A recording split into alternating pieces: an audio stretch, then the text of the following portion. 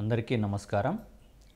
TRT దీనిలో భాగంగా మరి మనకు టీఆర్టీ అభ్యర్థులు ఎవరైతే ఉన్నారో వాళ్ళు తెలుగుకు సంబంధించిన సమాచారాన్ని నేర్చుకునే ముందు ఇందులో తెలుగుకు సంబంధించిన సిలబస్లో ఏ అంశాలు ఇచ్చారనే విషయాన్ని ముందుగా మనం ఇక్కడ గమనించాలి.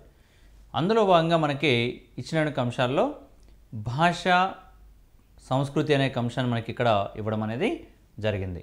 దీంట్లో భాషా పరస్పర ప్రభావాలు, సంస్కృతి, సమాజం అనే అంశాన్ని ఇచ్చారు. మరియు అనువాదం అనే అంశాన్ని కూడా దీంట్లో ఇవ్వడం అనేది జరిగింది.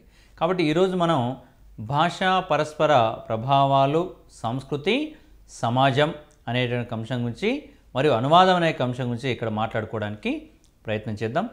ఇందులో భాష అనగానేమి అనేక విషయాన్ని అభ్యర్థులు గమనించాల్సి ఉంటుంది. ఇక్కడ మరి భాష అనగా భాషింపబడేది భాష అనే అర్థంలో తీసుకుంటాం మనం.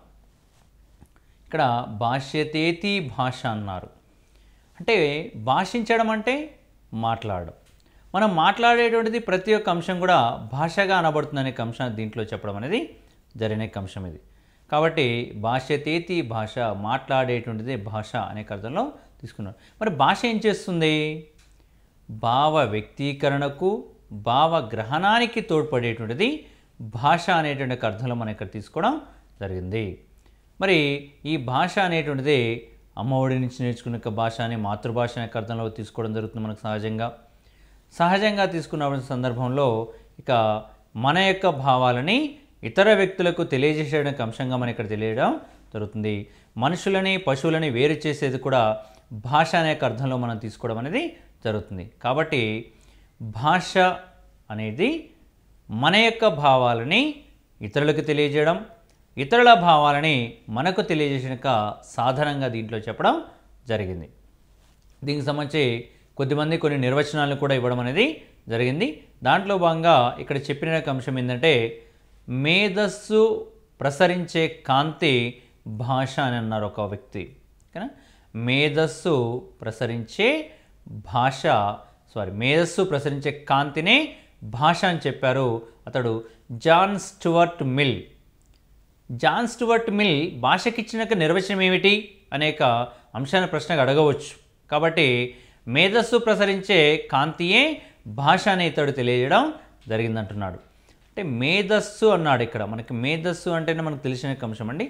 తెలివి, జ్ఞానం అనే అంశం అంటే దాంట్లో ఒక కాంతి అనేది ప్రసరిస్తుంది, అదే భాష అని చెప్పారు. అది మన మనసులోని యొక్క భావాలన్నీ కూడా బయటికి వ్యక్తం చేసేటువంటి అంశంగా మనం ఇక్కడ చెప్పుకోవచ్చు. మరొక నిర్వచనం చూస్తే భాష అనంత వాక్యాల సముదాయం. ఈ యొక్క నిర్వచించింది ఇమ్మాన్ బాష్. ఓకేనా? కాబట్టి ఇక్కడ భాష అనేది ఎలా ఉంటుందంటే అనంత వాక్యాల సముదాయం. ఓకేనా? ఇక్కడ వాక్యాలు ఎలా ఉండాలట? అనంతం, అనేక వాక్యాలతో కూడి ఉండేదే భాష అనే అర్థంలో మనకు చెప్పడం జరిగింది. కాబట్టి నిర్వచనాలు గుర్తుపెట్టుకోవాలి మనం. ఈ నిర్వచనాలు ఇచ్చిన వ్యక్తులు ఎవరో గుర్తుపెట్టుకోవాలి.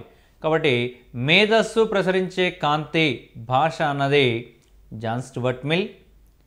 భాష అనంత వాక్యాల సముదాయం అన్నదేమో ఇమ్మాన్ బాష్ అని చెప్పేసి అభ్యర్థులు ఇక్కడ ఈ నిర్వచనాల్ని గమనించవలసి ఉంటుంది. మరొక అంశాన్ని మనం ఇక్కడ పరిశీలిద్దాం. భాషోత్పత్తి వాదాలు అనేక అంశాన్ని దీంట్లో చెప్పడం జరుగుతుంది. భాష అనేది ఎలా ఉత్పత్తి చెందింది, దీనికి సంబంధించి మనకు అనేక వాదాలు కూడా కలవు. ఇందులో భాగంగా మనం గతంలో చెప్పుకునేటువంటి అంశాలు దైవదత్తవాదం, డింగ్డాంగ్ వాదం, పూపోవాదం, బౌభోవాదం అని ఇట్లా అనేక వాదాలు చెప్పాం. దైవదత్తవాదంలో భాగంగా ఏమనుకున్నాం?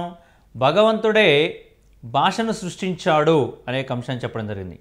మహేశ్వరుని యొక్క 14 డమరక సూత్రం నుంచి వెలువడిన అంశమే భాష అనే అర్థంలో మనం చెప్పుకోవడం అనేది జరిగింది. మహేశ్వర సూత్రాల 14 సూత్రాల నుంచి భాష వెలువడింది అనే అంశాన్ని చెప్పడం అనేది జరిగింది. భాష అనేదాన్ని అనుకరించడం వల్ల ఏర్పడింది అనుకున్నాం. అదే బహుభోవాదనం, ధ్వన్యనుకరణ వాదం అనే అంశంలో కూడా మనం ఇక్కడ చెప్పడం అనేది జరిగింది. అంటే భాష అనేది ఎలా ఏర్పడిందంటే అనేక విధాలుగా ఏర్పడిందంటానికి కొన్ని వాదాలని సృష్టించడం అనేది జరిగింది ఇక్కడ మనం. అదేవిధంగా భాష ప్రత్యేక నియమాల ఆధారంగా నిర్మించిన ప్రత్యేక వాక్యాల సముదాయం అనే ఒక మరొక నిర్వచనాన్ని ఇచ్చిన వ్యక్తి నోమ్ చామ్స్కీ. ఇతడు ఒక సైకాలజిస్ట్, కానీ మానసిక శాస్త్రవేత్త. కాబట్టి ఇతని యొక్క నిర్వచనం మనం బాగా గుర్తుంచుకోవాలి. ఇతని యొక్క నిర్వచనం ప్రకారం ఏమంటున్నాడంటే భాష అనేది కొన్ని నియమానుసారం, ప్రత్యేక నియమాల అనుసారం అనేది ఏర్పడింది. అదే ప్రత్యేక వాక్యాల సముదాయం అంటున్నాడు. గతంలో ఈ ప్రశ్న అడిగాడు, అనేకసార్లు అడిగాడు. కాబట్టి ఈసారి కూడా అడగడానికి అవకాశం ఉంది. కాబట్టి ఈ విషయాన్ని గమనించండి. భాష ప్రత్యేక నియమాల ఆధారంగా నిర్మించిన ప్రత్యేక వాక్యాల సముదాయం అన్నది ఎవరు అంటే నోమ్ చామ్స్కీ అనే అంశాన్ని ఇక్కడ గమనించుకోవాలి మనం. అదేవిధంగా భాష అనేటువంటిది కొన్ని నిర్వచనాలు చూసాం. దానికి సంబంధించిన వాదాలు ఎలా ఉంటాయనే అంశాన్ని మనం ఇక్కడ ఇప్పుడే గమనించుకునే సందర్భాలు ఉన్నాయి. అదేవిధంగా భాషకు సంబంధించిన కొన్ని స్వభావాలు, భాష ఎలా ఉంటుంది, దాని యొక్క స్వభావాలు ఏంటి అనే విషయాన్ని గమనించినట్లయితే భాష యాదృచ్ఛికం. భాష అనేది సహజంగా ఏర్పడుతుంది. యాదృచ్ఛికం అనే అంశం అనుకోకుండా మన నోటి నుంచి మాటలు అనేక అంశాలు వెలువడుతున్న అంశాన్ని ఇక్కడ మనం చెప్పుకోవడం అనేది జరుగుతుంది. భాష ప్రసరణ మాధ్యమం. మన దగ్గర ఉన్న అంశాలను ఇతరులకు తెలియజేయడం, ఇతరుల భావాలు మనకు తెలియజేయడం చేస్తుంది. కాబట్టి ప్రసరణ మాధ్యమం ఒక చోటు నుంచి మరొక చోటికి భావాలని ప్రసరింపచేస్తున్నటువంటి అంశంగా దీంట్లో చెప్పుకోవడం అనేది జరిగిన విషయం. భాష సామాజికం. ఎందుకంటే భాష ఏ ఒక్క వ్యక్తికి సంబంధించిన అంశం కాదు, సమాజంలో ఉన్నటువంటి అందరికీ సంబంధించిన అంశం. అందరి యొక్క అభిప్రాయాల్ని సమాజానికి తెలియజేస్తుంది, సమాజం యొక్క అభిప్రాయాల్ని వ్యక్తులకు తెలియజేస్తుంది. కాబట్టి సామాజికం అనే అంశాన్ని చెప్పడం అనేది జరుగుతుంది. భాష లేనిది మానవ మనుగడ లేదు, సమాజం లేనిది కూడా మానవ మనుగడ లేదు. కాబట్టి భాష సామాజికం అనే అంశాన్ని ఇక్కడ మనం చెప్పుకోవడం అనేది జరుగుతుంది. ఒక వ్యక్తి సమాజంలో భాగం అనే అంశాన్ని అరిస్టాటిల్ మనకి గతంలో చెప్పిన అంశాన్ని ఒకసారి గుర్తు చేసుకోవాలి ఇక్కడ మనం. మానవుడు సంఘజీవి అనే ఒక మహానుభావుడు చెప్పాడు. కాబట్టి మానవుడు ఒంటరిగా జీవించలేడు అనే విషయం ఎంతైతే సత్యమో, భాష కూడా ఒంటరిగా మనుగడ సాగించాలి, అంటే ఒక వ్యక్తికి మాత్రమే పరిమితం కాదు అనే విషయం కూడా అంతే సత్యం అనే విషయాన్ని ఇక్కడ గమనించాలి. ప్రశ్న ఏంటిది మనకి ఇక్కడ, భాష యొక్క స్వభావాలు ఏమిటి ఈ క్రింది వానిలో అని అడిగే అవకాశం ఉంటుంది. కాబట్టి భాష యొక్క స్వభావాన్ని గమనిస్తే భాష యాదృచ్ఛికం, భాష ప్రసరణ మాధ్యమం, భాష సామాజికం అనే అంశాన్ని ఇక్కడ అభ్యర్థులు తప్పనిసరిగా గమనించాలి. వీటితో పాటు మరికొన్ని స్వభావాలు ఉన్నాయి. అదివే భాష అనుకరణీయం, భాష సృజనాత్మకం, భాష పరిణామశీలి. కాబట్టి ఇక్కడ ఈ యొక్క అంశాలను ఒక్కొక్క దాన్ని పరిశీలిస్తే భాష అనుకరణీయం అన్నాం. భాష అనేది ఎలా వ్యాప్తి చెందుతుందంటే అనుకరణ వలన వ్యాప్తి చెందుతుంది. ఒక వ్యక్తిని అనుకరించడం వలన భాష అనేది వ్యాప్తి చెందుతుంది. ఒక పిల్లవాడు తన తల్లిదండ్రులని అనుకరిస్తుంటాడు, కానీ లేదా సమాజంలో యొక్క మిత్రులని అనుకరిస్తుంటాడు. ఆ అనుకరించడం వలన భాష అనేటువంటిది అలవడుతుందనే అంశాన్ని దీంట్లో చెప్పడం అనేది జరిగింది. భాష అనేది సృజనాత్మకం. ఒక వ్యక్తి యొక్క భావాలు ఏవైతున్నాయో వాటిని ఇతరులకి తెలియజేసే సందర్భంలో అనేక నూతనమైన పదాలను కూడా ఇక్కడ మన పిల్లవాడు చేర్చడం అనేది జరుగుతుంటుంది.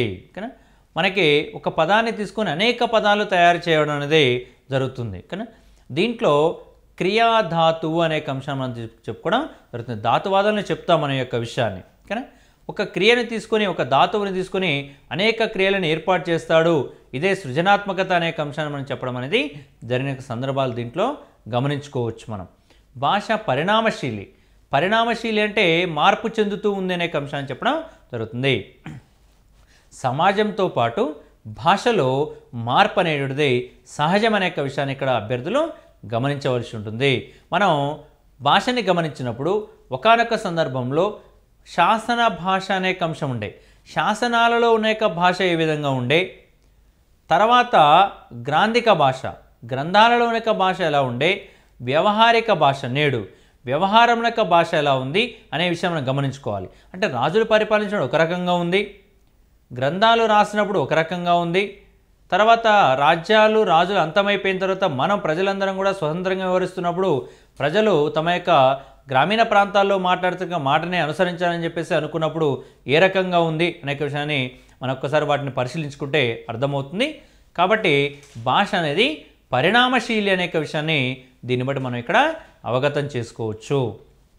కాబట్టి అభ్యర్థులు భాష యొక్క స్వభావాలు అనేక అంశంలో ప్రశ్న అడిగినప్పుడు ఈ క్రింది వానిలో భాషా స్వభావం కానిదేది అని అడిగే అవకాశం ఉంది. కాబట్టి మనం ఇక్కడ గమనించాలి. వాటి యొక్క స్వభావాలు ఏంటి అంటే యాదృచ్ఛికం, ప్రసరణ మాధ్యమం, సామాజికం, అనుకరణీయం, సృజనాత్మకత, పరిణామశీలి అనేక విషయాన్ని ఇక్కడ అభ్యర్థులు తప్పనిసరిగా గమనించాలి. అదేవిధంగా భాష సమాజం అనేక విషయాన్ని ఇక్కడ మనం గమనించడానికి ప్రయత్నం చేద్దాం. భాష అంటే ఏంది, దాని యొక్క నిర్వచనాలు, భాషోత్పత్తి వాదాలు, భాషకు సంబంధించినటువంటి యొక్క అంశాలను మనం ఇప్పుడు చూడడం అనేది జరిగింది. మరి వాటికి సంబంధించిన స్వభావాన్ని మనం పరిశీలించిన తర్వాత భాష సమాజం ఈ రెండింటికి సంబంధించిన సమాజం చూద్దాం. భాష అంటే మనం మాట్లాడుకున్నాం. భాష అనేటిది అనంత వాక్యాల సముదాయం అన్నాం. భాషింపబడేదే భాష అనే అర్థంలో తీసుకోవడం జరిగింది. మరి సమాజం అంటే ఏంది అనేక విషయాన్ని చూస్తే ముందుగా భాషకు సమాజానికి అవినాభావ సంబంధం ఉంటుంది అనే విషయాన్ని ఇక్కడ చెప్పడం జరిగింది. భాషకు సమాజానికి అవినాభావ సంబంధం అంటే విడదీయలేని సంబంధం ఉంది. భాష లేనిది సమాజం లేదు, సమాజం లేనిది భాష లేదు అనేక అర్థాన్ని మనకు దీంట్లో చెప్పడం జరుగుతుంది. ఎలా అనే విషయాన్ని ఒకసారి గమనిద్దాం. భాష సమాజంలోని ఇతర వ్యక్తులతో సంబంధాన్ని నెలకొల్పుతుంది అనుకున్నాం ఇక్కడ. కానీ భాష అనేది సమాజంలో ఉన్న ఇతర వ్యక్తులతో సంబంధాన్ని నెలకొల్పుతుంది. ఎలా నెలకొల్పుతుంది? మనం మాట్లాడేటువంటి ఒక విధానాన్ని అనుసరించి సమాజంలో మన స్థానం ఏమిటి, ఇతరులతో మనమేమిటి అనే విషయాన్ని ఇక్కడ తెలియజేయడం జరుగుతుంది. కాబట్టి భాష సమాజం రెండు విడదీయలేము. భాష అనేది సమాజంలో ఇతరుల వ్యక్తులతో మనకు పరిచయాన్ని చేస్తుందనే విషయాన్ని దీంట్లో అవగతం చేసుకోవాలి. ఒక ఉదాహరణ మనం ఇక్కడ గమనించినట్లయితే మనం పెద్దవారితో సంభాషించేటప్పుడు నీవు అన్నప్పుడు అతడు ఏ విధంగా తీసుకుంటాడు, మీరు అన్నప్పుడు ఏ విధంగా అవగతం చేసుకునే విషయాన్ని గమనించాలి. ఇక్కడ మీరు అనే బహువచనం కనుక ఉపయోగిస్తే అతడు మర్యాదపూర్వకంగా పిలిచాడు కాబట్టి మనల్ని అతడు దగ్గరికి తీసుకునే అవకాశం ఉంది. కాబట్టి పెద్దవారిని సంబోధించేటప్పుడు మీరు అనే బహువచన పదాన్ని ఉపయోగించాలి. దీనివల్ల ఎదుటివారితో వక్తకు గల సంబంధం అనేది వ్యక్తమవుతుంది అనే విషయాన్ని దీంట్లో తెలియచేయడం జరిగింది. కాబట్టి భాష అనేటువంటిది ఒక వ్యక్తికి సమాజానికి మధ్య ఏ స్థానాన్ని ఇవ్వాలో నిర్ధారణ చేసేటువంటి అంశంగా ఇక్కడ మనం చెప్పుకోవడం జరుగుతుంది. కాబట్టి భాషకు సమాజానికి విడదీయలేని సంబంధం ఉంది. ఇక్కడ పెద్దవారితో మీరు అంటేనేమో మంచి సంబంధాన్ని సూచిస్తున్నాం. బహువచనం ఉపయోగిస్తే నీవు లేదా నేను అనేక అర్థాల్లో మనం మాట్లాడుకుంటేనేమో ఇక్కడ అంతగా మంచిగా ఉండదనే అర్థాన్ని మనం తీసుకోవడం అనేది జరిగింది. కాబట్టి భాషకు సమాజానికి మధ్య విడదీయలేని సంబంధం ఉందనే విషయాన్ని ఇక్కడ గమనించాలి. మరి సమాజం అంటే ఏంది? అనేక వ్యక్తుల యొక్క సమూహమే సమాజంగా మనం ఇక్కడ చెప్పుకోవడం అనేది జరుగుతుంది. అనేక వ్యక్తులు కలిస్తేనే ఒక సమాజం అనేది రూపాంతరం చెందుతుంది. మరి వ్యక్తులు ఉన్నారంటే వారు మాట్లాడుతున్న భాష కూడా దీంట్లో ఉండడం అనేది జరుగుతూ ఉంటుంది. కాబట్టి భాష సమాజం రెండు విడదీయలేని అనే అంశం ఇక్కడ గమనించాలి. భాష ఎలా ఉంది గతంలో, నేడు ఎలా ఉంది అనే విషయాన్ని ఇక్కడ ఒకసారి పరిశీలించడానికి ప్రయత్నం చేస్తున్నాం. భాష గతంలో సంస్కృత పదాలతో కూడి నేడు సరళ పదాలతో కూడి ఉంటుంది. భాష అనేది ఎలా ఉంది అంటే గతంలో సంస్కృత పదాలతో ఉండేది, కానీ నేడేమో సరళ పదాలతో కూడి ఉంటుంది అంటున్నాం. కానీ మనం గ్రంథాలను పరిశీలించినట్లయితే, గ్రంథంలో ఉండే భాషను పరిశీలించినట్లయితే అందులో సంస్కృత పదాలు ఎక్కువగా కనిపిస్తుంటాయి మనకు సహజంగా. కానీ నేడు ఎలా ఉంది? సరళమైన పదాలు ఉన్నాయి మనకి. కాబట్టి భాష పరిణామం చెందుతూ ఉందనే అంశాన్ని ఇక్కడ మనం గమనించాలి. ఉదాహరణ ఒకసారి చూద్దాం. ఇక్కడ ఎలా మార్పు చెందింది అనే విషయాన్ని. రాజు వెడలెను అనేది ఒక సంస్కృత పదం. నీవు వెడలవలయును అనేది కూడా మరొక సంస్కృత పదం. ఇవి మన యొక్క సరళ భాషలోకి మార్పు చేసినప్పుడు ఎలా ఉన్నాయో విషయాన్ని గమనిస్తే రాజు వెడలెను అనే పదం రాజు వెళ్ళెను అనే పదంగా మారింది. నీవు వెడలవలయును అనే పదం నీవు వెళ్ళాలి అనే పదంగా మార్పు చెందడం అనేది జరిగింది ఇక్కడ. కాబట్టి అభ్యర్థి భాష అనేది పరిణామశీలి అనే విషయాన్ని గమనిస్తూ సంస్కృత పదాలు ఎలా ఉన్నాయి, అదే సరళ పదాలు ఎలా ఉన్నాయి అనేక విషయాన్ని ఇక్కడ మనం గమనించుకోవాలి. భాషకు సమాజానికి మధ్య యొక్క సంబంధాన్ని వీటిని బట్టి మనం కొంతవరకు అవగతం చేసుకోవచ్చు. ఇకపోతే భాష తీరుతెన్నులు ప్రాంతాలను బట్టి సామాజిక వర్గాలు మారుతాయి. ఇక్కడ భాష అనేటువంటిది ఏదైతే ఉంటుందో, ఇక్కడ మాట్లాడేటువంటి యొక్క విధానం ఏదైతే ఉంటుందో దాన్ని బట్టి మరియు ప్రాంతాన్ని బట్టి సామాజిక వర్గాలు అనేవి ఏర్పడతాయి. ఇందులో మనం గతంలో సామాజిక వర్గాలంటే చెప్పుకున్నాం మనం. ఓకేనా? ధనవంతులు, పేదవారు అనేక భేదభావం ఇక్కడ మనకు కనిపించడం జరుగుతుంటుంది. మరియు చదువుకున్నవారు, చదువుకోని వారు అనేక మరొక సామాజిక వర్గం కూడా ఇక్కడ ఏర్పడుతుంది అనే అంశం చెప్పడం జరుగుతుంది. ప్రాంతీయ అంశాలు కూడా మనకి ఇక్కడ ఉంటాయనే అంశాన్ని ఇక్కడ గమనించుకోవాల్సిన అవసరం మనకి దీంట్లో కనిపించడం జరుగుతుంది. కాబట్టి సమాజం అనే అంశాన్ని మనం గమనించినప్పుడు ఈ సమాజంలో మనం మాట్లాడుతున్నటువంటి యొక్క భాష ఏదైతుందో దానిని అనుసరించేసి మరియు ప్రాంతాల యొక్క భేదాన్ని బట్టేసి వివిధ సామాజిక వర్గాలు ఏర్పడుతున్న అంశం చెప్పడం జరుగుతుంది. ప్రాంతీయ భేదాలను బట్టి మనం సామాజిక వర్గాలు ఏర్పడ్డాయి అనే విషయాన్ని చూస్తే కొన్ని మాండలికాలు ఏర్పడ్డట్టుగా మనం గతంలో గమనించడం జరిగింది. ఆ యొక్క మాండలికాలు ఎలా ఉన్నాయంటే భౌగోళిక ప్రాంతాల వారిగా ఏర్పడే వ్యత్యాసాలనే మాండలికాలు అంటారనే అంశాన్ని దీంట్లో చెప్పడం జరుగుతుంది. మాండలికాలంటే భౌగోళిక ప్రాంతాల వారిగా ఏర్పడే వ్యత్యాసాలు. అంటే ఇక్కడ ఒక ప్రాంతం, భౌగోళిక ప్రాంతం, ఈ భౌగోళిక ప్రాంతాన్ని తీసుకొని మనం ఆ యొక్క విభజన చేసుకోవడం జరుగుతుంది. ఇక్కడ భాషను ఆధారంగా చేసుకొని దాన్ని మాండలికం అన్నారు. మరి మాండలికాలు మనం గమనించినట్టయితే బద్రిరాజు కృష్ణమూర్తి గారు మనకు చెప్పినటువంటి యొక్క అంశాన్ని మనం గమనించినట్టయితే 4 మాండలికాలు ఇక్కడ ప్రధానమైన అంశంగా మనం దీంట్లో గమనించడం జరిగింది. ఇక్కడ పూర్వమండలం, మధ్య మండలం, దక్షిణ మండలం, ఉత్తర మండలం అని చెప్పేసి 4 మండలాల్ని విభజన చేసుకోవడం అనేది జరిగింది. ఇక్కడ ఇది ప్రాంతాన్ని అనుసరించేసి కానీ మనకి మనం మాట్లాడుతున్న విధానాన్ని అనుసరించేసి ఉత్తర మండలం వెనుక తెలంగాణలో పలికే పదాలు ఇతర ప్రాంతాల యొక్క పలికే పదాలకు మధ్య చాలా వ్యత్యాసం ఉందనే విషయాన్ని మనం దీన్ని బట్టి కొంతవరకు అవగతం చేసుకోవడం అనేది జరుగుతున్న విషయం ఇది. మనం గతంలో ఎన్నోసార్లు ఇదే విషయాన్ని ఇక్కడ మాట్లాడుకోవడం అనేది జరిగింది. ఇక్కడ దక్షిణ మండలంలో అదేవిధంగా పూర్వ మండలాల్లో పలికే పదాలకి ఈ మిగతా ప్రాంతాల్లో పలికే పదాలకి కొంత తేడా ఉంటుందనే విషయాన్ని ఇక్కడ గమనించడం జరిగింది.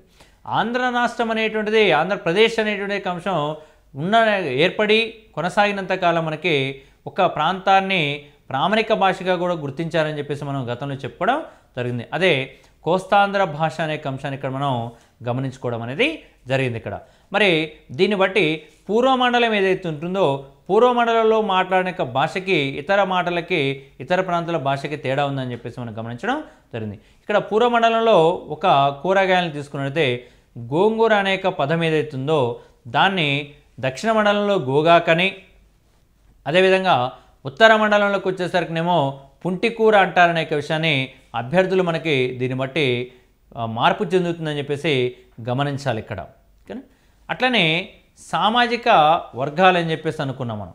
సామాజిక వర్గాలు అనేక అంశాలు ఎలా ఉంటాయనే విషయాన్ని ఒకసారి గమనిస్తే సామాజిక వర్గాలలో కనిపించే వ్యత్యాసాలు సామాజిక వ్యత్యాసాలుగా మనం చెప్పడం అనేది జరుగుతుంటుంది.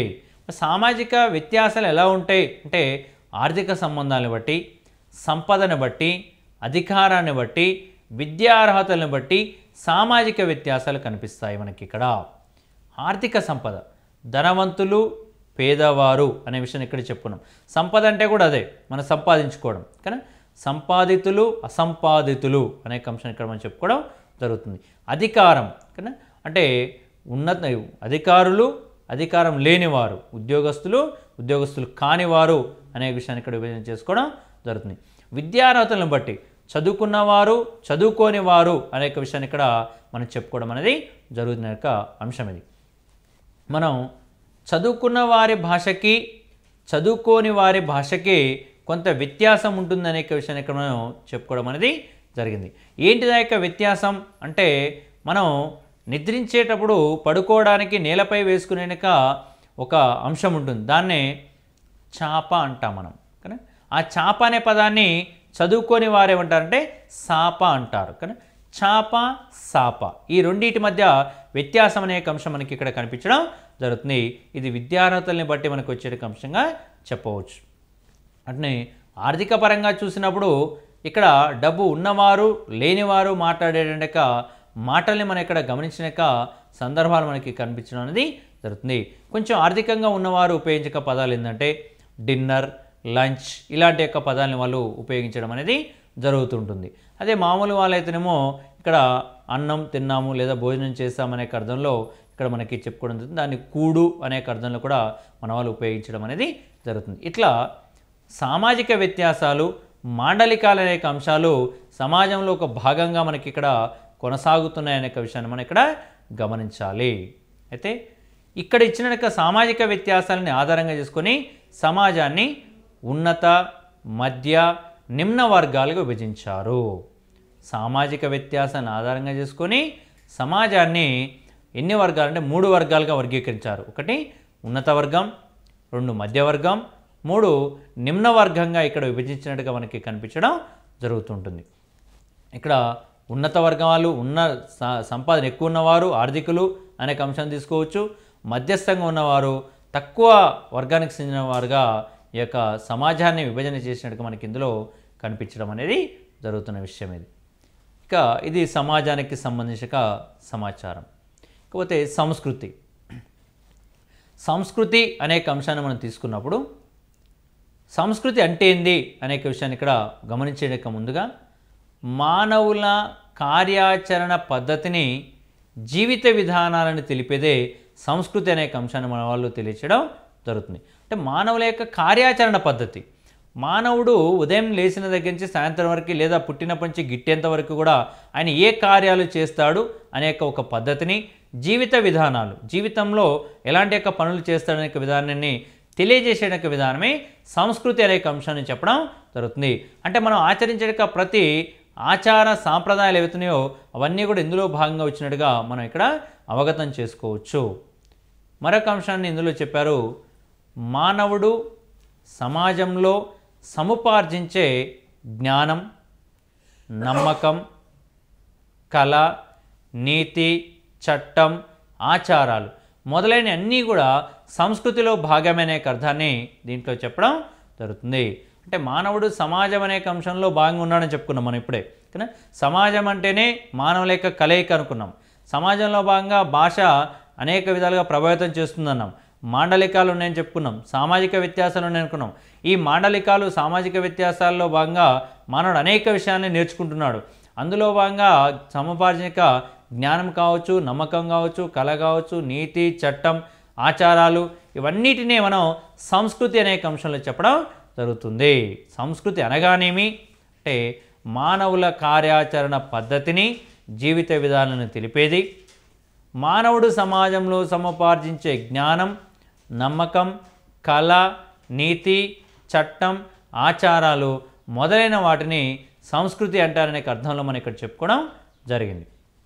అట్లనే మనిషి సమాజ సభ్యుడిగా సముపార్జించే జ్ఞానం, విశ్వాసాలు, కళలు, విలువలు, చట్టం, అలవాట్లు, సామర్థ్యాల సమ్మేళనమే సంస్కృతి అనే అర్థంలో చెప్పడం జరిగింది.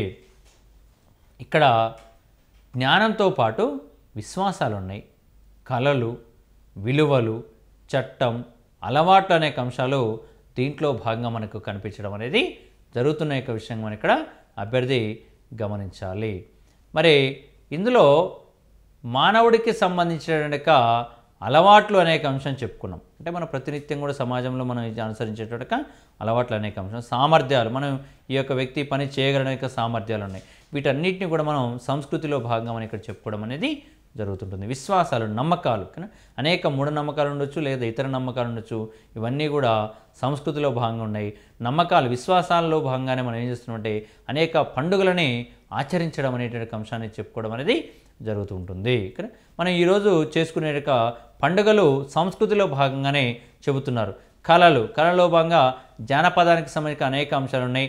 కోలాటాలు కావచ్చు, లేకపోతే ఇతరత్ర అంశాలు కావచ్చు, ఏదైనా సరే సంస్కృతిలో భాగంగా మనం ఇక్కడ చెప్పుకోవడం అనేది జరుగుతూ ఉంటుంది. అట్లనే మానవుడికి నిత్యావసరాలను సిద్ధింపచేసే సాధనమే సంస్కృతి అనే అర్థంలో ఒక వ్యక్తి తెలియచేయడం జరిగింది. ఇక్కడ మానవుడికి నిత్యావసరాలను సిద్ధింపచేసే సాధనం.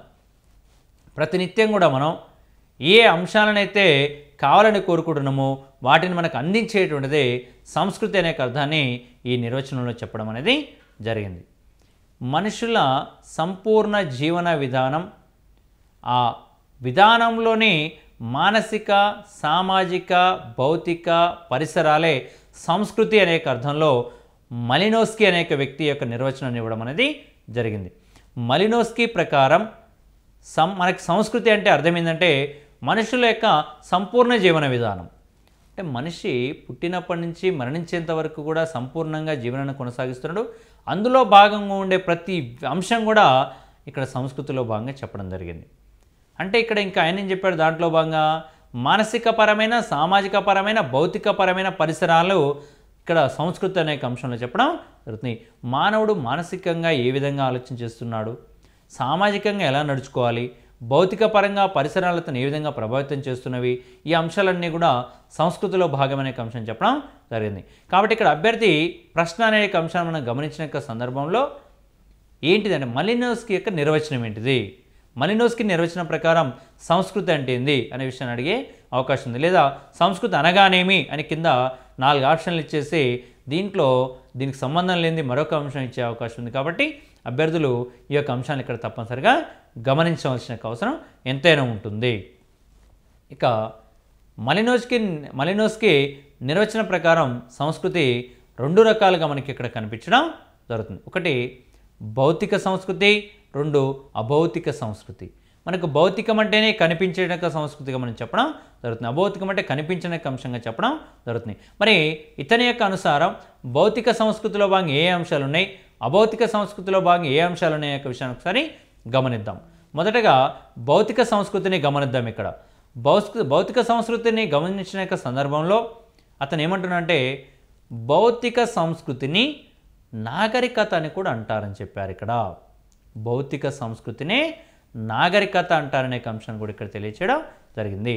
మరి నాగరికతలో భాగంగా ఏముంటుంది ఇక్కడ మనకు అనేక విషయం గమనిస్తే సమాజము సాధించిన సాంఘిక, ఆర్థిక, రాజకీయ, వైజ్ఞానిక ప్రగతిని నాగరికత అనే అర్థంలో చెప్పారు. సమాజం అనేటువంటిది సాధించినటువంటి యొక్క సాంఘిక, ఆర్థిక, రాజకీయ, వైజ్ఞానిక ప్రగతి ఏదైతుందో దీన్నే నాగరికత అన్నారు. అంటే ఇదంతా కూడా మనకి ఏంటంటే కనిపిస్తుంది, సమాజంలో మనం సాధించాము ఈ విషయాన్ని చెప్పేసి గొప్పగా చెప్పుకోవడానికి అవకాశం ఉంది. కాబట్టి దీన్ని భౌతిక సంస్కృతిలో భాగంగా మనకు చెప్పడం అనేది జరిగింది. ఇక్కడ అభౌతిక సంస్కృతి అనే అంశాన్ని మనం గమనించినట్లయితే దీంట్లో సాంఘిక వ్యవస్థలు, కట్టుబాట్లు, ఆచారాలు, విలువలు, కళలు, సాహిత్యం, సంగీతం ఇవన్నీ అంశాలు అభౌతిక సంస్కృతిలో భాగంగా వస్తాయనే అంశం చెప్పడం జరుగుతుంటుంది. కాబట్టి భౌతికం అంటే కనిపించేటువంటి అభివృద్ధి, అభౌతికం అంటే కనిపించినటువంటి అభివృద్ధి అనే అంశాన్ని ఇక్కడ తీసుకొని ఈ యొక్క విభజన ఇతడు చేసినట్టుగా మనకి దీన్ని బట్టి అవగతం కావడం అనేది జరుగుతుంది. కాబట్టి అభ్యర్థులు సంస్కృతి అనేది ఎన్ని రకాలు మలినోస్కీ ప్రకారం, అభౌతిక సంస్కృతిలో భాగంగా ఏమున్నాయి, భౌతిక సంస్కృతిలో భాగంగా ఏమున్నాయి అనే అంశాన్ని అభ్యర్థులు తప్పనిసరిగా గమనించవలసిన అవసరం ఎంతైనా ఉంటుంది ఇక్కడ. కాబట్టి సంస్కృతి అనగానేమి, సంస్కృతిలో భాగంగా ఉండేటువంటి అంశాలు ఏంటివి అనేక విషయాన్ని తప్పనిసరిగా మనం ఇక్కడ గమనించుకోవాలి. సమాజం అంటే వ్యక్తుల సముదాయం అనుకున్నాం, సమాజానికి భాషకు విడదీయలేని సంబంధం ఉందనుకున్నాం, సమాజంలో భాష మిళితం అనుకున్నాం. ఇక్కడ భాష అనేది అనంత వాక్యాల సముదాయం యొక్క నిర్వచనం కూడా మనం ఇక్కడ గమనించడం జరిగింది. మరి సమాజంలోకి మనిషికి ఎలా సంబంధం ఉంటుందో భాషకు సమాజానికి కూడా అంతే సంబంధం యొక్క విషయాన్ని మనం అవగతం చేసుకోవడం అనేది జరిగింది ఇక్కడ. దీంతోపాటు సంస్కృతి అంటే ఏంది, సంస్కృతిలో భాగంగా మనం ఏ అంశాన్ని పరిగణలోకి తీసుకోవాలి, సంస్కృతికి ఇచ్చిన నిర్వచనాలు ఏంటివి అనే విషయాన్ని దీంట్లో గమనించాం. మలినోస్కీ ప్రకారం సంస్కృతి 2 రకాలు అనుకున్నాం, ఒకటి భౌతిక సంస్కృతి, 2 అభౌతిక సంస్కృతి అనుకున్నాం. భౌతిక సంస్కృతిలో భాగంగా కనిపించేటువంటి అభివృద్ధి అనేక అంశాలు చెప్పుకున్నాం. అభౌతిక సంస్కృతిలో భాగంగా కనిపించడానికి అభివృద్ధి అనేక కళలు, సంగీతం మొదలైన అంశాలు వస్తాయనే విషయాన్ని మనం గమనించడం అనేది జరిగింది. ఈ అన్ని విషయాలని అభ్యర్థులు తప్పనిసరిగా గమనించాలి. ఇకపోతే అనువాదం. మరి ఇక్కడ అనువాదం అనగానేమి, ఈ ప్రక్రియ ఎక్కడి నుంచి వచ్చింది అనే విషయాన్ని ఒకసారి గమనించడానికి ప్రయత్నం ఇక్కడ చేద్దాం. ఆంగ్ల భాషా ప్రభావం వలన తెలుగు ప్రక్రియలోకి వచ్చినటువంటి అంశమే అనువాదం అనే అంశాన్ని మన వాళ్ళు తెలియచేయడం జరుగుతుంది. గతంలో ఈ యొక్క ప్రక్రియ మన దగ్గర లేదు కాబట్టి ఈ ప్రక్రియ ఎక్కడి నుంచి వచ్చిందంటే మనకు ఆంగ్ల భాషా ప్రభావం వలన మన తెలుగు భాషలోకి వచ్చిన ఒక ప్రక్రియగా మనం ఇక్కడ చెప్పుకోవచ్చు. మరి అనువాదం అంటే ఏంది? ఇక్కడ ఒక భాషలో పుట్టిన సాహిత్యం ఇతర భాషలలోకి మార్పు చేయడం. ఉదాహరణకి తెలుగు భాషలో గ్రంథాలుంటే వాటిని ఆంగ్లంలోకో లేకపోతే హిందీలోకో మార్పు చేయాలని చెప్పి అనుకుంటున్నాం మనం. కానీ దాన్ని అనువాదం అనే అర్థంలో మనం చెప్పుకోవడం అనేది జరిగింది ఇక్కడ. మరి ఈ యొక్క అనువాదం అనే అంశాన్ని గమనిస్తే దీనికి కొన్ని పర్యాయ పదాలు కూడా కలవు. ఏంటి ఆ యొక్క పర్యాయ పదాలు అంటే ఆంగ్లంలో దీన్ని ట్రాన్స్లేషన్ అంటారు. పర్యాయ పదాల్లో భాగంగా మనం ఏం చెప్పుకుంటున్నామంటే ఇక్కడ అనువాదం అనేది దాన్ని ఆంగ్లంలో ఏమంటారంటే ట్రాన్స్లేషన్ అనే అర్థంలో ఉపయోగించడం జరుగుతుంది. అట్నే సంస్కృతంలో ఏమంటారంటే అనువాదం అని, దీనికి మరొక అంశం భాషాంతరీకరణ అనే అంశాన్ని చెప్పడం జరుగుతుంది. భాషని అంతరీకరించడం, మార్పు చేయడం అనే అంశాన్ని దీంట్లో భాగంగా చెప్పడం జరిగింది. ఇకపోతే ఉర్దూ పదం వచ్చేసి తర్జుమా, కానీ తర్జుమా అనే అంశాన్ని చెప్పడం జరిగింది. అంటే మనకున్నటువంటి అంశం ప్రకారం అనువాదం అనేటువంటి అంశాన్ని గమనిస్తే ట్రాన్స్లేషన్ అని, భాషాంతరీకరణ అని, తర్జుమా అనే పదాలు ఉపయోగిస్తున్నట్టుగా మనకు చెప్పడం జరిగింది. ట్రాన్స్లేషన్ అనేదేమో ఆంగ్ల పదమని, భాషాంతరీకరణమో సంస్కృత పదమని, తర్జుమా అనేదేమో ఉర్దూ పదం అనే విషయాన్ని దీన్ని బట్టి మనకు అర్థం కావడం అనేది జరుగుతున్న అంశం ఇది. ఇక్కడ ప్రశ్న ఏంది మనకి, అనువాదానికి ఉండేటువంటి పర్యాయ పదాలు ఏంటివి, లేదా తర్జుమా అనేది ఏ భాషా పదం అని కూడా అడిగేట అవకాశం ఉంది. కాబట్టి అభ్యర్థులు తప్పనిసరిగా ఈ విషయాన్ని ఇక్కడ మనం గమనించాలి. మరి ఇంతకీ ఈ అనువాదం అనేటువంటిది ఏ సంవత్సరంలో ఎక్కడ మొట్టమొదటిగా ప్రవేశపెట్టబడింది, ఎక్కడి నుంచి ఎక్కడికి వ్యాప్తి చెందింది, ఏ గ్రంథాలలో మొట్టమొదటిగా ఈ యొక్క అనువాదం చేయబడింది, ఆ గ్రంథాలు ఏంటివి లేదా పదాలేంటివి అనే విషయాన్ని ఇక్కడ మనం గమనించడానికి ప్రయత్నించేద్దాం. ఇందులో భాగంగా అనువాద ప్రక్రియ 1791లో ఇంగ్లాండ్లో ప్రాసెస్ టైట్లర్ ప్రారంభించారు. ఇక్కడ మనకు గమనించాలండి, ప్రశ్న ఏంటంటే అనువాద ప్రక్రియ అనేది ఏ దేశంలో మొట్టమొదటిసారిగా అభివృద్ధి చెందింది లేదా వెలువడింది అంటే ఇంగ్లాండ్ దేశం. ఏ సంవత్సరం? 1791లో. మరి దీనిని ప్రతిపాదించిన వారు ఎవరు అంటే ప్రాసెస్ టైట్లర్. కాబట్టి ఇక్కడ మనం గమనించుకోవాలి, అనువాద ప్రక్రియ మొట్టమొదటిగా ఎక్కడంటే ఇంగ్లాండ్ అనే అంశాన్ని ఇక్కడ గమనించడం అనేది జరిగింది.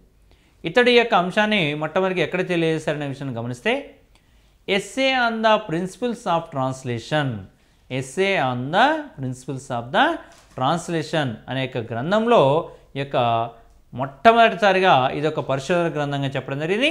దీంట్లో అనువాదం అనే అంశాలు మనకి కనిపించడం అనేది జరుగుతుంది. ప్రశ్న అడుగుతున్నారు, ఎలా అడుగుతున్నారంటే అనువాద ప్రక్రియ మొట్టమొదటిగా ఎక్కడ ప్రారంభమైందంటే ఇంగ్లాండ్. అనువాద ప్రక్రియని మొట్టమొదటి ఏ సంవత్సరం అంటే 1791లో. అనువాద ప్రక్రియని మొట్టమొదటిసారిగా ప్రతిపాదించిన వ్యక్తి ప్రాసెస్ టైట్లర్.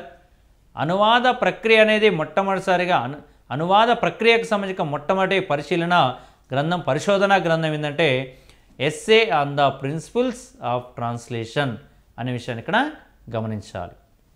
అదేవిధంగా అనువాదంలోని భాష రెండు విధాలుగా ఉంటుందని చెప్పేసి మనం ఇక్కడ చెప్పడం అనేది జరుగుతుంటుంది. ఒకటి మూల భాష, రెండు లక్ష్య భాష. అనువాదం చేసేటప్పుడు ఒక భాషలో ఉన్న అంశాన్ని మరొక భాషలోకి తర్జుమా చేస్తున్నాం మనం ఇక్కడ. కాబట్టి ఎన్ని రకాలు ఉంటుంది భాష అంటే రెండు రకాలు ఉంటుంది సహజంగా. ఇక్కడ ఒకటి మూల భాష అన్నాం, రెండోది లక్ష్య భాష అనుకున్నాం. మరి మూల భాష అంటే ఏంది, లక్ష్య భాష అంటే ఏందని చూస్తే మూల భాష అంటే అంశాన్ని ఏ భాషలో ఎంచుకున్నామో అది మూల భాష అంటున్నారు ఇక్కడ. అంటే మన ఆంగ్లంలో రాయాలనుకుంటే ఏ భాష నుంచి అనువాదం చేస్తున్నాం. కాబట్టి మొట్టమొదటిగా ఏ భాష నుంచి అనువాదం చేస్తున్నామో అది మూల భాష, ఏ భాషలోకి అనువాదం చేస్తున్నామో అది లక్ష్య భాష అవుతుంది. కాబట్టి ఇక్కడ లక్ష్య భాష అంటే అనువాదం ఏ భాషలో చేయాలో చెప్పేటువంటిది లక్ష్య భాష అన్నారు. కాబట్టి అనువాదం అనేటువంటి అంశంలో భాగంగా భాష అనేది రెండు రకాలు, ఒకటి మూల భాష, రెండు లక్ష్య భాష. మూల భాష అంటే ఏ అంశం ఏదైతే ఎంచుకున్నామో మనం దాన్నే మూల భాష అన్నాం. ఏ అంశంలోకి మార్పు చేస్తున్నామో దాన్నే లక్ష్య భాష అనే అర్థంలో చెప్పడం జరిగింది. ఇక్కడ అనువాదం యొక్క నియమాలు అనేటువంటి అంశాన్ని మనకి ఇక్కడ చెప్పడం అనేది జరిగింది. దీనికంటే ముందుగా మనం ఇక్కడ గమనించే అంశం ఏంటంటే ఇక్కడ అనువాద నియమాల్లో భాగంగా మూల భాషలోని భావాలు సంపూర్ణంగా వ్యక్తం కావాలన్నారు. ఇక్కడ మూల భాషలోని యొక్క భావాలు సంపూర్ణంగా వ్యక్తం కావాలనే అంశాన్ని తెలియచేయడం జరిగింది. మరి మూల భాషలోని యొక్క భావాలు సంపూర్ణంగా వ్యక్తం కావాలనే సందర్భాన్ని మనం గమనించిన సందర్భంలో మనం ఎంచుకున్న భాష ఏమిటి, ఏ భాషలకు అనువాదం చేస్తున్నాం అనే విషయం గమనించినప్పుడు మరి ఎంచుకున్న భాషలోని యొక్క భావాలే ఇతర భాషలు కూడా అక్కడ స్పష్టంగా ఆ యొక్క అంశాలని రావాలనే నియమాన్ని ఇక్కడ మనం పాటించాలని చెప్పేసి చెప్పడం జరుగుతుంది. ఇకపోతే మరొక అంశం, శైలి రచన విధానం మూలంలో ఉన్నట్లుగానే తప్పకుండా ఉండాలి. మన రాష్ట్రం యొక్క శైలి విధానం, రచనా విధానం మూలంలో ఏ విధంగా ఉందో అదేవిధంగా దీంట్లో ఉండేటువంటి ఒక విధంగా మనం ఇక్కడ గమనించాలి. దీన్ని బట్టి మనం ఏ భాషను ఎంచుకున్నాం అనే విషయాన్ని ఇక్కడ గమనించడం జరిగింది. మనం లక్ష్య భాష, మూల భాష అనే అంశం రెండు అంశాలు చెప్పాం. ఏది మూల భాష, ఏది లక్ష్య భాష అనే సందర్భంలో భాగంగా మనం ఇప్పుడే ఒక మాట అనుకుంటున్నాం. తెలుగు నుండి ఆంగ్లంలోకి అనువాదం చేస్తేనేమో తెలుగు మూల భాష అవుతుంది, ఆంగ్లం లక్ష్య భాష అవుతుంది. తెలుగు నుండి ఆంగ్లంలోకి అనువాదం చేస్తున్నాం మనం, అప్పుడు తెలుగు మూల భాష, ఆంగ్లం లక్ష్య భాష. సంస్కృతం నుండి తెలుగులోకి అనువాదం చేస్తున్నాం, సంస్కృతం మూల భాష, తెలుగు లక్ష్య భాష. హిందీ నుండి తెలుగులోకి అనువాదం చేస్తున్నాం, హిందీ మూల భాష, తెలుగు లక్ష్య భాష. అంటే ఏ భాష నుంచి మనం అనువాదం చేయాలనుకుంటున్నామో అది మూల భాష, ఏ భాషలోకి అనువాదం చేయాలనుకుంటున్నామో అది లక్ష్య భాష అని చెప్పేసి దీన్ని బట్టి మనకు అర్థం కావడం జరుగుతుంటుంది. మరి ఇందులో అనువాదం అనే అంశాన్ని మనం పరిశీలించిన సందర్భంలో దీంట్లో మూడు అంశాలు ఇక్కడ ప్రధానంగా కనిపించడం జరుగుతుంది. ఒకటి సమతూకం, రెండు వాచకాంశం, మూడు ప్రధానం. సమతూకం, వాచకాంశం, ప్రధానం అనే అంశాలు దీంట్లో కనిపిస్తున్నవి. ఇందులో సమతూకం అంటే ఏంది, వాచకం అంటే ఏంది, ప్రధానం అంటే ఏంది అనే అంశం ఇక్కడ గమనించడానికి ప్రయత్నం చేద్దాం. సమతూకం అంటే మనకు దాంట్లో అర్థం కలుగుతుంది, సమానంగా తూకం వేసి ఉండాలి, అంటే రెండు ఇంటిలో కూడా సమాన భావాలు ఉండడానికి అర్థాన్ని చెప్పడం జరిగింది.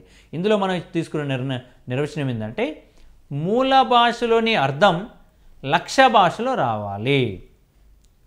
మూల భాషలో ఏ అర్థమవుతుందో అదే అర్థం లక్ష్య భాషలో తప్పనిసరిగా ఉండాలి, దాన్నే సమతూకం అనే అర్థంలో చెప్పడం జరిగింది ఇక్కడ. అట్నే వాచకాంశం, మనకి ఇందులో వాచకాంశాన్ని తీసుకున్నప్పుడు ఇందులో రెండు అంశాలు ప్రధానంగా కనబడుతున్నాయి.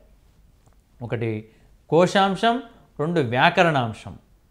మరి కోశాంశం అంటే ఏంది, వ్యాకరణాంశంతో అంటే ఏంది అనే విషయాన్ని ఒకసారి గమనించడానికి ప్రయత్నం చేద్దాం. ఇందులో మొట్టమొదటిగా కోశాంశం గురించి చర్చించుకుందాం. కోశాంశం అంటే ఏందనే విషయాన్ని గమనించినప్పుడు ఒక ఉదాహరణ తీసుకొని ఇక్కడ పరిశీలిస్తున్నాం. పార్వతి పాటలు బాగా పాడుతుంది అనే విషయాన్ని ఇక్కడ మనం ఒక ఉదాహరణగా గమనిస్తున్నాం. దీంట్లో మొత్తం 4 అంశాలు ప్రధానంగా ఉన్నాయి. ఒకటి పార్వతి, 2 పాటలు, 3 బాగా, 4 పాడుతుంది. ఇక్కడ ఉన్నటువంటి పై 4 పదాలు ఏవైతున్నాయో వీటినే కోశాంశం అంటారు. కానీ ఒక వాక్యము తీసుకున్నప్పుడు అందులో ఉన్నటువంటి పదాలు ఏవైతున్నాయో ఆ పదాలనే కోశ అంశం, భాగం అనే అర్థంలో చెప్పడం అనేది జరుగుతుంటుంది. అదేవిధంగా మనకి అనేక అంశాలు చెప్పుకోవచ్చు ఇక్కడ. రవి పాఠశాలకు వెళ్ళాడు. ఇందులో రవి అనేది ఒక పదం, పాఠశాలకు అనేది ఒక పదం, వెళ్ళాడు అనేది మరొక పదం. ఇట్లా 3 పదాల యొక్క సమూహంతో కూడా ఒక వాక్య నిర్మాణం జరిగింది. దాన్ని కోశాంశం అనే అంశంలో మనం ఇక్కడ చెప్పుకోవడం అనేది జరుగుతుంటుంది. అట్నే వ్యాకరణాంశం. ఇక్కడ వ్యాకరణాంశాన్ని తీసుకున్నప్పుడు దీంట్లో ఏముంటంటే కర్త, కర్మ, క్రియ అనేక అంశాలు దీంట్లో ప్రధానంగా ఉండడం అనేది జరుగుతుంది. ఈ వ్యాకరణాంశంలో భాగంగా మనం అదే వాక్యాన్ని పరిశీలించినప్పుడు ఇక్కడ పార్వతి పాటలు బాగా పాడుతుంది అనే విషయాన్ని ఎప్పుడు గమనించాం, అదే విషయం మళ్ళీ గమనిస్తున్నాం. ఇక్కడ దీంట్లో పార్వతి పాటలు బాగా పాడుతుంది అనేది కోశాంశం అనుకున్నాం.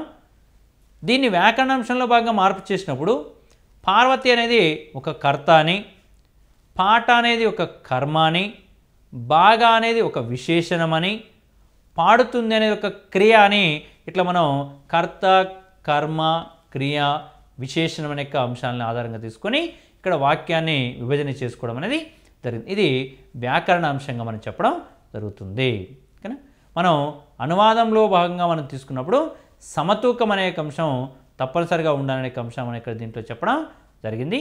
దాంతోపాటు వాచకాంశం ఉండాలి, అదే ప్రధానం ఉండాలనే అంశం చెప్పడం జరిగింది. సమతూకం అంటేనేమో మూల భాషలో ఉన్న అంశమే మూల భాషలో అర్థమే లక్ష్య భాషలో ఉండాలనే అంశం చెప్పడం జరిగింది.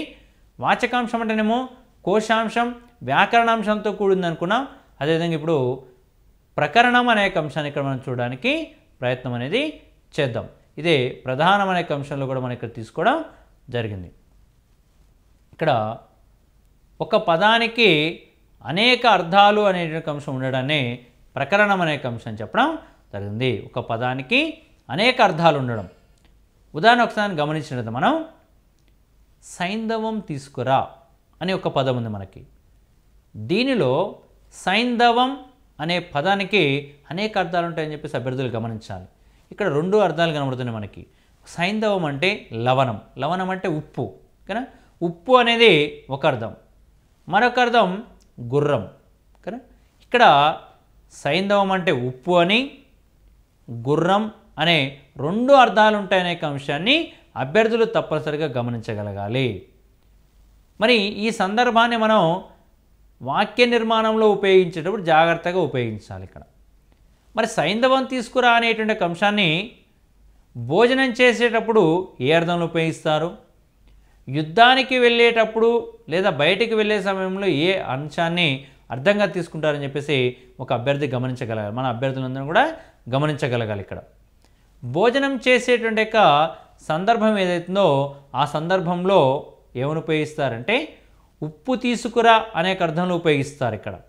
కాబట్టి భోజనం చేసే సమయంలో సైంధవం అంటే ఉప్పు అనే అర్థాన్ని గమనించుకోవాలి అభ్యర్థి. అదే బయటికి వెళ్తూ లేదా యుద్ధం చేయడానికి వెళ్తున్నప్పుడేమో సైంధవం అంటే గుర్రం అనే అర్థాన్ని ఇక్కడ తీసుకోవాలని చెప్పేసి మనం గమనించుకోవడం అనేది జరుగుతుంది. కాబట్టి సమతూకం ఉండాలి, అదేవిధంగా కోశాంశము వ్యాకరణాంశములతో కూడుకొని తప్పనిసరిగా ఉండాలి. దీంతోపాటు ఒక పదానికి అనేక అర్థాలు ఉంటాయనే విషయాన్ని గమనిస్తూ ఏ పదాన్ని ఏ సందర్భంలో ఉపయోగించాలనే విషయాన్ని కూడా మనం ఇక్కడ తప్పనిసరిగా గమనించాలి. ఇది దీనికి సంబంధించిన సమాచారం. ఇందులో అనువాదంలో భాగంగా ఏ పదాన్ని ఏ విధంగా అనువాదం చేస్తారు, దీనికి ఆంగ్లంలో ఏ అర్థం ఉంటుంది, తెలుగులో ఏ అర్థం ఉంటుంది, ఒక భాషలో పదాలు ఇంకో భాషలోకి ఎలా అర్థాన్ని తీసుకుంటాయి అనే విషయాన్ని ఇక్కడ గమనించడానికి ప్రయత్నం చేద్దాం. మొట్టమొదటిగా ఐ డోంట్ నో అనే ఒక పదం ఉంది. దీనిలో ఆంగ్లంలో ఎన్ని పదాలు ఉన్నాయంటే 4 పదాలు కనిపిస్తున్నాయి. ఐ, డోంట్, ఇక్కడ ఐ, డూ, నాట్, నౌ అంటే 4 పదాలు. ఐ అనేది ఒక పదం, డూ అనేది ఒక పదం, నాట్ అనేది ఒక పదం, నవ్ అనేది ఒక పదం.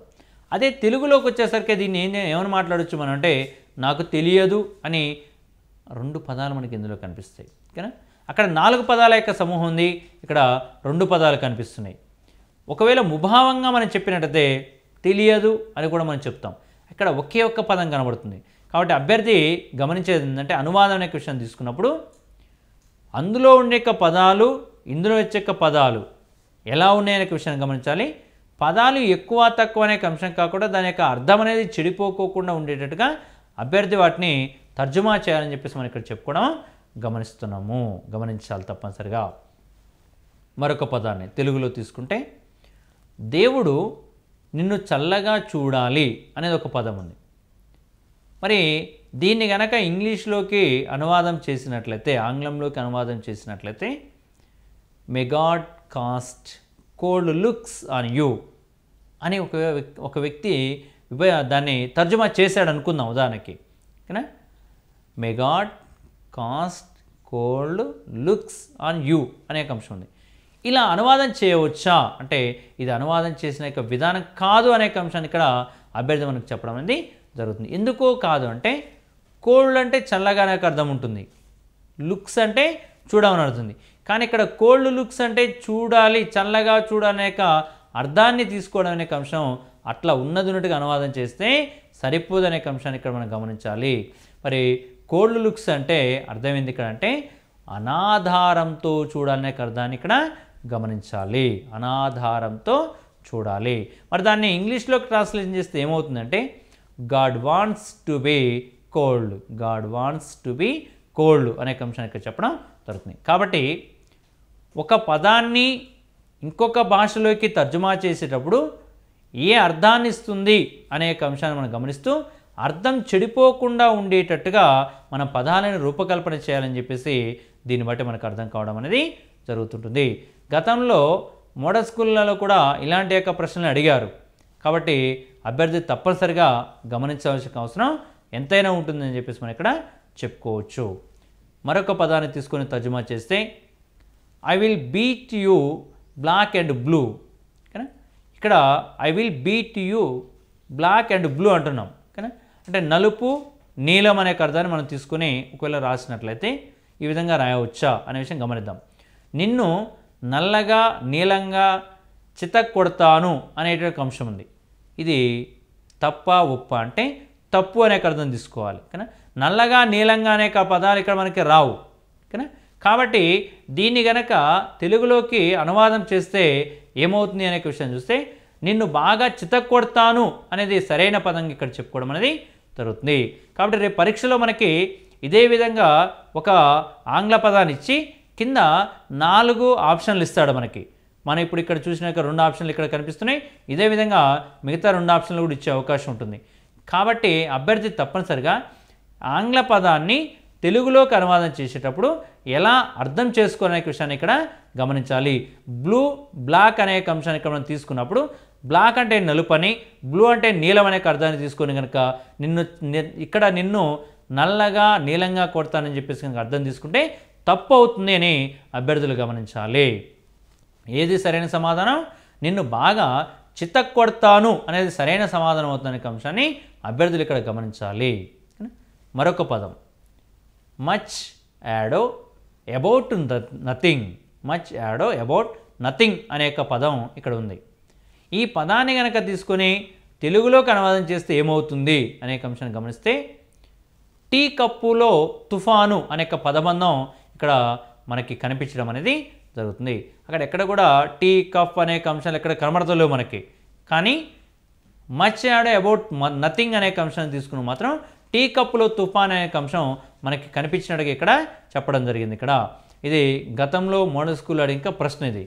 కాబట్టి గమనించండి, టీ కప్పులో తుఫాన్ అనే పదానికి ఆంగ్ల పరిభాషలో వచ్చేటువంటి యొక్క అనువాదం ఏంటిది అనే విషయాన్ని ఇక్కడ అభ్యర్థి గమనించినప్పుడు మచ్ యాడో అబౌట్ నథింగ్ అనే పదం ఉన్నట్టుగా మనం ఇక్కడ గమనించుకోవాలి. అదేవిధంగా to poke one's nose, nose అంటే మనకు తెలిసిన అంశమే. కానీ వన్స్ అంటే కూడా మనకు తెలిసిన అర్థాలే. ఈ అర్థాలు తీసుకొని కనుక మనం విభజన చేసినట్లయితే ఏమవుతుంది అనే విషయం ఒకసారి గమనించాలి. ఇక్కడ మరి దీనికి సరైన జాతీయ పదం ఏంటంటే మన యొక్క తెలుగులో తలదూర్చడం అనే అర్థం.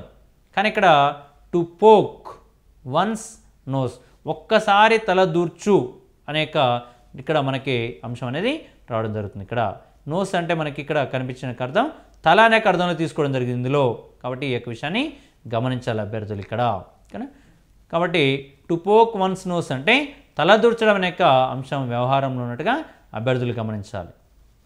అదేవిధంగా to rob Peter to pay Paul, to rob Peter, to pay, Paul అనే పదానికి తెలుగులో ఉన్నటువంటి యొక్క అర్థం ఏమిటి అనే అంశాన్ని ఇక్కడ మనం గమనించినట్లయితే కాకుల్ని కొట్టి గద్దలకు వేయడం అనే అర్థం అనేది మనకు దీంట్లో కనబడుతుంది. మరి ఎక్కడ కూడా కాకులు, గద్దలు అనే పదాలు ఇక్కడ ఎక్కడ మనకి కనిపించట్లేవు, అది ఆంగ్లంలో. కాబట్టి ఏ పదానికి ఏ అర్థం వస్తుంది అనే విషయాన్ని మనం ముందుగానే జాతీయాలను చూసుకొని ఆ జాతీయాలకు సరైన తెలుగు అనువాద పదాలను మనం కనుక గమనించుకున్నట్లయితే ఇక్కడ మంచి మార్కులు సాధించుకోవడానికి అవకాశం ఉంటుంది. కాబట్టి to rob Peter, to pay Paul అనే అంశాన్ని దీనికి అర్థంలో మనం చెప్పడం అనేది జరుగుతుండగా గమనించవచ్చు. ఇక్కడ అనువాదం, దాని యొక్క రకాలు.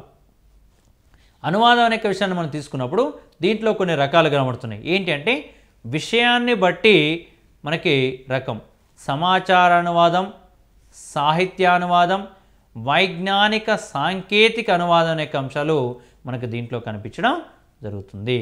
ఇక్కడ విషయాన్ని బట్టి అనువాదం 3 రకాలు కనబడ్డది. ఒకటి సమాచార అనువాదం, 2 సాహిత్య అనువాదం, 3 వైజ్ఞానిక సాంకేతిక అనువాదం అనే అంశాన్ని మనకు దీంట్లో గమనించుకోవడం అనేది జరుగుతుంది. మరి ఇందులో ఒక్కొక్క అనువాదం గురించి ఒకసారి చూడడానికి ప్రయత్నం చేద్దాం. ఇందులో సమాచార అనువాదం అన్నాం. మొట్టమొదటిగా సమాచారాన్ని అనువాదం చేయడం. ఏ సమాచారం, ఎక్కడున్న సమాచారం అంటే అధికారిక లేఖలు, పరిపాలనా వ్యవహారానికి సంబంధించిన అంశాలు ఏవైతున్నాయో వీటిని మనకి సమాచారానికి సంబంధించిన అంశాలుగా మనం చెప్పుకోవడం జరుగుతుంది. వాటిని అనువాదం చేసేటువంటి విధానమే సమాచార అనువాదంగా చెప్పడం అనేది జరుగుతూ ఉంటుంది. ఇక్కడ ఉదాహరణకి ప్రభుత్వం అనేటువంటిది మనకి కొన్ని జీవోలు విడుదల చేయడం కానీ, లేదా వ్యక్తుల పరిపాలనకు సంబంధించిన అనేక విషయాలని వ్యక్తం చేయడం కానీ, లేదా కోర్టులు ఇచ్చే తీర్పులు కానీ, ఇవన్నీ కూడా సహజంగా ఆంగ్ల భాషలో ముద్రితం కావడం జరుగుతుంది ఇప్పుడున్న అంశాలు. మరి ఆంగ్ల భాషలోని అంశాలన్నీ కూడా ప్రజలకి అర్థం కాదు. మరి అర్థం కానప్పుడు ఏం చేయాలి మనం ఇక్కడ అంటే దాన్ని తెలుగులోకి అనువాదం చేయాలి. దాన్ని సమాచార అనువాదం అంటారని చెప్పేసి అభ్యర్థి గమనించాలి. ఇక్కడ ప్రశ్న ఏంది, సమాచార అనువాదానికి ఉదాహరణ ఇది అని అడిగే అవకాశం ఉంది. కాబట్టి అధికారిక లేఖలు, పరిపాలన వ్యవహారాలు దీనికి ఉదాహరణగా వస్తాయని చెప్పేసి గమనించాలి. అట్నే సాహిత్య అనువాదం, సాహిత్యము అనువాదం చేయడం. ఇందులో భాగంగా మనకి 2 అంశాలు మనకి ఇక్కడ ప్రధానంగా కనిపించడం అనేది జరుగుతుంటుంది. ఇందులో ఒకటి సృజనాత్మక రచనలు. సాహిత్య అనువాదంలో ఒకటి సృజనాత్మక రచనలు అనేవి మనకు కనిపించడం జరుగుతుంది. మరి సృజనాత్మకత రచనలో భాగంగా ఏమున్నాయంటే కథ, నవల, విమర్శ మొదలైన అంశాలు ఇందులోకి వస్తాయి. అంటే కథని అనువాదం చేయడం, నవలని అనువాదం చేయడం, విమర్శను అనువాదం చేయడం అనేక అంశాలు ఇక్కడ చెప్పడం అనేది జరుగుతుంది. ఒక గ్రంథాన్ని తీసుకొని విమర్శిస్తూ దాన్ని అనువాదం చేయడం, ఇతర భాషల్లోకి అనువాదం చేయడం అనేది సాహిత్య అనువాదంలో సృజనాత్మక రచనలో భాగంగా మనం ఇక్కడ చెప్పుకోవడం జరుగుతూ ఉంటుంది. ఓకేనా? అదేవిధంగా 2వ అంశాన్ని గమనించినట్లయితే కవిత్వానికి సంబంధించిన అంశం 2వ సాహిత్య అనువాదంగా ఇక్కడ చెప్పవచ్చు. ఒకటి సృజనాత్మకత, 2వది కవిత్వం. మరి కవిత్వానికి సంబంధించిన దాంట్లో భాగంగా ఏమున్నాయంటే కావ్యం, ప్రబంధం, గేయం, ఈ అంశాలన్నీ కూడా దీంట్లో భాగంగా ఉంటాయనే అంశానికి మనం చెప్పుకోవాలి. కావ్యాలని మనం అనువాదం చేయడం, ప్రబంధాలని అనువాదం చేయడం, గేయాలని అనువాదం చేయడం, ఇవన్నీ కూడా మనకి కవిత్వానికి సంబంధించిన అనువాదం. సాహిత్య అనువాదంలో 2వ అంశంగా మనం ఇక్కడ చెప్పుకోవడం అనేది జరుగుతున్న అంశం. అదేవిధంగా వైజ్ఞానిక సాంకేతిక అనువాదం అనే అంశాన్ని మనం ఒకసారి గమనించినట్లయితే ఇక్కడ ఇది 2 రకాలుగా కనబడుతుంది మనకి. వైజ్ఞానిక సాంకేతిక మూలానువాదం అని చెప్పేసి 2 రకాలుగా కనబడుతుంది. ఒకటి మూల విధేయ అనువాదం, 2 స్వేచ్ఛానువాదం. మరి మూల విధేయ అనువాదం అంటే ఏంది, స్వేచ్ఛానువాదం అంటే ఏంది అనే విషయాన్ని మనం ఒకసారి గమనించడానికి ప్రయత్నం చేద్దాం. మూల విధేయ అనువాదం అంటే మూలానికి కట్టుబడి చేసేటువంటి అనువాదం, మూలానికి కట్టుబడి చేసేది. దీన్ని మనం గమనించినప్పుడు ఇది సంపూర్ణ విధేయ అనువాదం అనే అర్థంలో చెప్పడం జరిగింది. ఇది ప్రాచీన సాహిత్య గ్రంథాలలో ఉపయోగించేదిగా కూడా చెప్పడం అనేది జరుగుతుంది ఇక్కడ. అంటే మనకి మూలానికి కట్టుబడి చేస్తున్నాం. ప్రాచీన గ్రంథాలలో ఉన్న విషయాన్ని యథావిధిగా తీసి అర్థము మారకోకోకుండా యథావిధిగా రాసినట్లయితే దాన్ని మూల విధేయ అనువాదంగా చెప్పడం జరిగింది ఇక్కడ. ఓకేనా? కాబట్టి దీన్ని ఏమంటే సంపూర్ణ విధేయ అనువాదం అని చెప్పేసి అర్థాలు మనం తీసుకోవడం జరిగింది. మరొక అంశం, దీనిలో మూల గ్రంథకర్త కాలం నాటి యొక్క భాషను అనువాదంలో తప్పక వాడాలనే నియమాన్ని కూడా పెట్టారు మనకు దీంట్లో. ఓకేనా? అంటే గ్రంథకర్త ఏ యొక్క పదాలు ఉపయోగించారో అదే పదాలని ఉన్నట్టుగా ఈ యొక్క తర్జుమా చేసే భాషలో కూడా ఉపయోగించవలసిన అవసరం ఉందని చెప్పేసి దీంట్లో చెప్పడం జరుగుతుంది. దానికి ఉదాహరణ ఏంటంటే, మంచి ఉదాహరణ, ఏనుగు లక్ష్మణ కవి భర్తృహరి రచించినటువంటి సుభాషితాలను కూడా ఈ పద్ధతిలోనే అనువదించారని చెప్పేసి మనం చెప్పుకోవడం జరుగుతుంది. ఎక్కడ కూడా దాని యొక్క భావం అనేది చెడిపోకోకుండా అందులో ఉన్న పదాలనే ఉన్నట్టుగా కొన్ని పదాలను ఇందులో ఉపయోగించి మనకు అనువాదం చేయడం అనేది జరిగింది. కాబట్టి మూల విధేయ అనువాదానికి ఉదాహరణ ఏంది అంటే మనకు సుభాషిత రత్నాలకు సంబంధించిన అంశంగా ఇక్కడ చెప్పడం జరుగుతుంటుంది. భర్తృ రాసిన అంశాన్ని ఏనుగు లక్ష్మణ కవి అనువదించాడని చెప్పేసి చెప్పుకోవచ్చు. మరొక ఉదాహరణ, ఆధునిక యుగంలో మూల విధేయ అనువాదానికి ఉదాహరణ ఏంటంటే పానశాల. ఓకేనా? పానశాల అనే అంశాన్ని రాసిన వ్యక్తి దువ్వూరి రామిరెడ్డి గారు. ఇది కూడా మూల విధేయ అనువాదానికి ఒక ఉదాహరణగా చెప్పవచ్చు. ఓకేనా? మరి ఈ అనువాదానికి సంబంధించిన ప్రాంతీయ భాషా కేంద్రం ఎక్కడ ఉంది అంటే మైసూర్లో ఉందనే విషయాన్ని అభ్యర్థులు గమనించాలి. ఇది అతి ముఖ్యమైన బిట్టుగా మనం ఇక్కడ గమనించాలి. అనువాదపు ప్రాంతీయ భాషా కేంద్రం ఎక్కడ ఉంది అంటే మైసూరులో ఉందని చెప్పేసి అభ్యర్థులు తప్పనిసరిగా గమనించాలి ఇక్కడ. అదేవిధంగా స్వేచ్ఛానువాదం. మరి స్వేచ్ఛానువాదంలో భాగంగా ఉన్నటువంటి యొక్క అంశం ఏంది అనే విషయాన్ని అభ్యర్థులు మనం ఇక్కడ గమనించాలని చెప్పేసి మనం చెప్పుకోవడం అనేది జరుగుతుంటుంది. మరి స్వేచ్ఛానువాదంలో భాగంగా ఉన్నటువంటి యొక్క విషయం ఏంటిది అంటే మనం మూలంలో ఉన్నటువంటి యొక్క అంశానికి కట్టుబడి ఉండవలసినటువంటి యొక్క అవసరం లేకోకుండా మనకు అనుకూలమైనటువంటి యొక్క అంశాన్ని ఇక్కడ మనం తప్పనిసరిగా అనుసరించవచ్చు అని చెప్పేసి మనం ఇక్కడ గమనించుకోవడం జరుగుతూ ఉంటుంది. ఇక్కడ మనం స్వేచ్ఛానువాదం అన్నాం.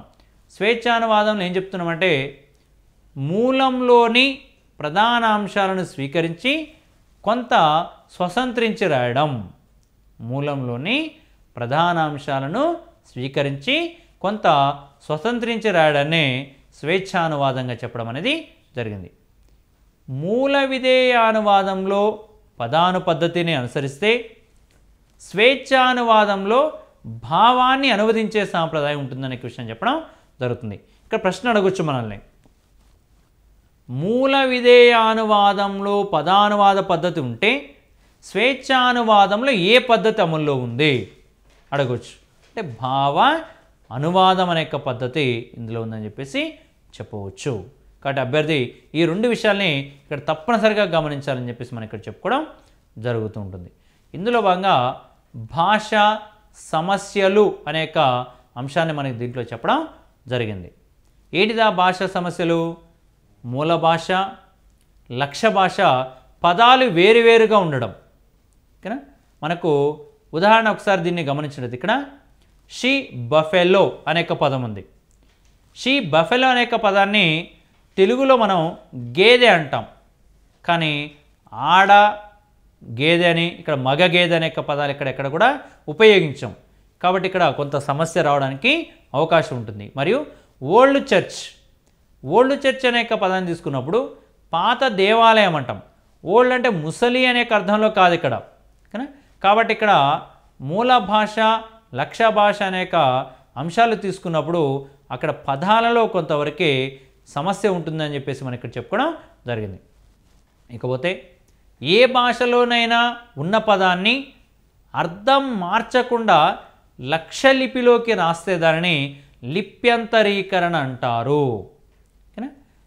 భాషలో మార్పు లేకోకుంటే కొంత మార్పు జరిగాక రాస్తే భాషాంతరీకరణ, భాషలో మార్పు వస్తే భాషాంతరీకరణ, లిపిలో గనక మార్పు అనేక అంశం కనిపిస్తే ఇక్కడ లిప్యంతరీకరణ అంటున్నాడు. ఇక్కడ ఏ భాషలోనైనా ఉన్న పదాన్ని అర్థము మార్చుకోకుండా లక్ష్య లిపిలో గనక రాస్తే దాన్ని లిప్యంతరీకరణ అనే అర్థాన్ని చెప్పడం జరుగుతుంది. ఉదాహరణకి కిచెన్, కిచెన్ అనే పదాన్ని వంటగది అని చెప్పేసి అంటాం. వంటగదిని రాయకోకుండా తెలుగులో కూడా కిచెన్ అనే రాసినాం మనం. ఓకేనా, కిచెన్ కిచెన్. ఇక్కడ భావంలో మార్పు జరగలేదు, అదేవిధంగా ఉన్న పదాన్ని ఉన్నట్టుగా రాసాం. కాబట్టి దీన్ని లిప్యంతరీకరణకి ఉదాహరణగా మనం ఇక్కడ చెప్పుకోవడం జరుగుతూ ఉంటుంది.